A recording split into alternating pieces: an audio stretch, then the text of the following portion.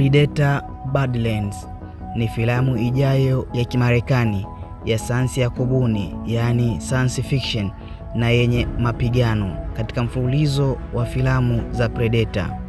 Filamu imeongozwa na Dan Trachtenberg ikitokana na skripti ya Patrick Heyson, huku hadithi ikiandikwa na Dan Trachtenberg mwenyewe na mwandishi mwenza Patrick Heyson, huku waigizaji wakuu wakiwa ni mwanadada Elle Fanning, Demetrius Shasta, Kolo Amatang. Filamu hii imetayarishwa na 20th Century Studios, Davies Entertainment na Lawrence Gordon Production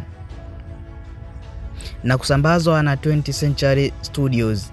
Predator Badlands imepangwa kutolewa rasmi kwenye kumbi za sinema nchini Marekani tarehe 7 Novemba 2025.